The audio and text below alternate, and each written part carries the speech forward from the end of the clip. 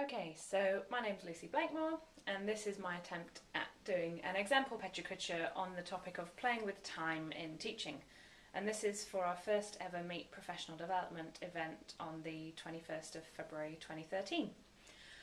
The topic of time seems really relevant to teaching because I think from the first day of your teaching course, whether it's a month-long intensive CELTA or anything part-time or the Delta if you've gone on to that, time is a massive factor. You feel time pressured, I think, from the first day you arrive till the last day you submit your last assignment. And this continues on into your working life as a teacher.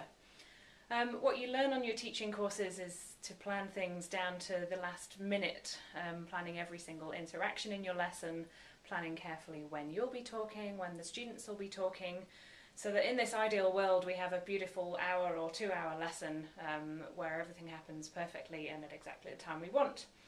Realistically, that tends not to happen, but in Jim Scrivener's book on classroom management techniques, he actually suggests that one way to manage this is to work from the end of the lesson and plan backwards. So think about what you want to happen by the very end and then plan backwards through every detail, from setting homework through telling the students to pack their bags and so on. Teacher talking time is also a massive thing from the very first day you are taught about being an English teacher, and we're told to reduce it as much as possible in most circumstances, which is often difficult, and I think sometimes we're not aware of all the strange words we're using in between giving instructions and things. We also learn these very strange gestures for communicating time to students, and you find yourself probably even now, if you stop teaching, pointing to the ground to indicate now and pointing ahead to indicate the future, and then waving your arms madly behind your head to talk about anything in the past. We also develop these cryptic drawings for students to explain complicated tenses with wiggly lines and crosses and loops and all kinds of things, which I'm not entirely sure whether they help students or just confuse them, looking more like scientific diagrams sometimes than an explanation of how to use the past continuous. One way to simplify this might be to use this kind of a handout, which you can use again and again. Just give a group of 4 students some dice, they roll the dice, move along that number of places, and then when they get to the time that's indicated, they can be practicing the present, present continuous, future tenses, past tenses, talking about what they were doing at that time. We also use lots of timing devices in the classroom. Many of us probably use an iPhone now to time classroom tasks, and it's really nice if you can put like a little horn sound at the end so that students are very clear on when a strict timing task is finished. There's also fun games like Pass the Bomb where you can set timings.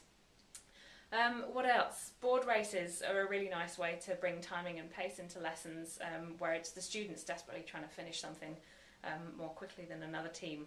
And this is a really nice way to bring some energy into the classroom, get students competitively running to grab words off a board and compete with each other. Time is also where Pecha Kucha comes into a lot of things like this, and it's a really useful way of setting time limits and actually increasing students' creativity and reducing pressure on them when they're looking at things like presenting or practicing language. Traditionally it's 20 slides for 20 seconds, and the really nice thing is that you're not timing it. So once you've set those automatic timings through a PowerPoint presentation, you can stand back and be walking around the room and monitoring language whilst the students are just desperately trying to produce the language before the next picture comes up or whatever it is that they're working around. Obviously this is really, really handy for practicing things like taking a longer turn, telling anecdotes, stretching out what you say, or if on the other side of things, if you have students that tend to take a long time to say something, getting them to make sure that they finish what they want to say within 20 seconds. Doesn't only apply to speaking though, these time limits, and more we're looking at quick and rapid modes of writing, and not just finishing an essay in 20 minutes perhaps like it used to be, but in everyday English usage in life we're looking at fast messaging methods, whether it's Skype or a Facebook chat or an SMS, and increasingly we're having to think about how we can help students practice those fast messaging things, whether it's taking them down to the computer room and having them Skype each other, having them include target language in a quick messaging lesson, Or even coming back to the old-fashioned methods of folding a piece of paper, writing a line of a story and passing it on within 30 seconds or a minute. And you can do this in a really cool way online as well with something called Folding Story, where it times you. I think it gives you 2 minutes to write your line of the story, and then you've got to submit it and see how your line affected the whole telling of the story.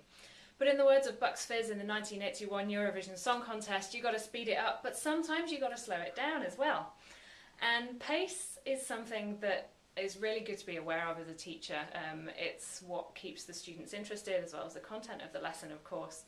And sometimes it's not all about racing. I think sometimes it's good to give the students time to think, and we shouldn't be scared of silence in a classroom. If we're asking a question and it looks like the students aren't interested, sometimes they're just trying to fish things out of their brains, and might need a bit longer than we think they do to produce an answer that we're looking for.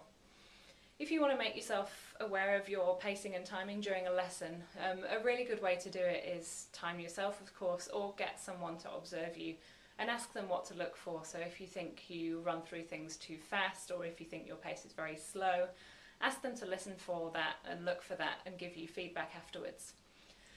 So that was a very, very messy Pecha Kucha about playing with time in teaching. Hopefully it's given you some ideas about what you think about time and teaching and different ways we can use time in the classroom, and hopefully you'll even want to submit a Pecha Kucha presentation of your own for our first ever meet on the 21st of February. So look forward to seeing you there. Thanks for listening.